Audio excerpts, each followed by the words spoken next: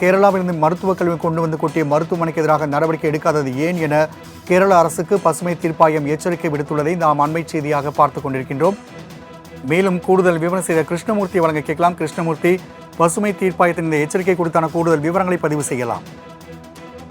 வணக்கம். கேரள மாநிலத்தில் உற்பத்தியாகும் மருத்துவ கழிவுகள் அம்மாநில எல்லையை ஒட்டி திருநெல்வேலி, கோவை, கன்னியாகுமரி உள்ளிட்ட தமிழக பகுதிகளில் கொட்டப்படுவது தொடர்கதையாக இருந்து வருகிறது. சில தினங்களுக்கு முன்பு திருநெல்வேலி மாவட்டம் கோடக்கநல்லூர், நடுக்கநல்லூர் பகுதிகளில் கேரள மாநிலம் திருவனந்தபுரம் மண்டலம் புற்றுநோய் மையத்திலிருந்து கொண்டு வரப்பட்ட இந்த மருத்துவ கழிவுகள் கொட்டப்பட்டது. இந்த நிலையில் தேசிய பசுமை தீர்ப்பாயத்தின் தென்மண்டல அமர்வில் நீதித்துறை உறுப்பினர் புஷ்ப சத்யநாராயணா மற்றும் தொழில்நுட்ப உறுப்பினர் கே சத்யகோபால் ஆகியோர் முன்னிலையில் கேரள மாநில சுற்றுச்சூழல் பாதிப்பு தொடர்பான வழக்கு விசாரணையின் தமிழக பகுதியில் கேரள அரசு மருத்துவ கழிவுகள் கொட்டப்படுவதை சுட்டிக்காட்டப்பட்டது. தொடர்ந்து கேரளாவில் இருந்து கொட்டப்படும் மருத்துவ கழிவுகளை அகற்றுவதற்கு ஆகக்கூடிய செலவை கேரளா மாசு கட்டுப்பாட்டு வாரியத்திடமிருந்து தமிழ்நாடு மாசு கட்டுப்பாட்டு வாரியம் வசூலிக்க வேண்டும் எனவும் உத்தரவிடப்பட்டிருந்தது.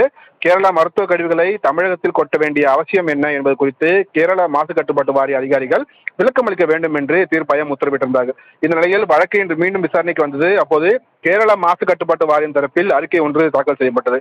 அதில் கழிவுகள் கொட்டப்பட்ட இடங்களை கேரள மாநில உயர் அதிகாரிகள் நேரில் சென்று ஆய்வு செய்ததாக தெரிவித்திருக்கிறார்கள். மேலும் கழிவுகளை கொட்டிய சம்பந்தப்பட்ட மருத்துவமனைகளுக்கும் ரிசார்ட்டுக்கும் விளக்கம் கேட்டு நோட்டீஸ் ஆனது அனுப்பப்பட்டதாக தெரிவிக்கப்பட்டிருக்கிறது. அப்போது தமிழக தரப்பில் ஆஜரான வழக்கறிஞர் சண்முகநாதன் இது கண்துடைப்பு நடவடிக்கை என்றும் கடுமையான நடவடிக்கை எடுக்க உத்தரவிட வேண்டும் என்று கேட்டுக்கொண்டார். மேலும் இதற்கு முற்றுப்புள்ளி வைக்க வேண்டும் எனவும் அவர் தரப்பில் கேட்டுக்கொள்ளப்பட்டது. விசாரணையின் போது கடந்த 4 ஆண்டுகளாக இதுபோல் நடப்பதாக தீர்ப்பாய உறுப்பினர் சத்யகோபால் தெரிவித்திருந்தார். அனைத்து தரப்பு வாதங்களையும் கேட்ட தீர்ப்பாய உறுப்பினர்கள் வழக்கை 20ஆம் தேதிக்கு ஒத்திவைத்து உத்தரவிட்டார்கள். மேலும் கேரள அரசு கழிவுகளை கொட்டுவதை நிறுத்த வேண்டும் எனவும் தமிழக அரசு மாநில எல்லைகளில் பாதுகாப்பை பலப்படுத்த வேண்டும் எனவும் அவர்கள் உத்தரவிட்டிருக்கிறார்கள். ராம்குமார். கிருஷ்ணமூர்த்தி, தகவலுக்கு நன்றி.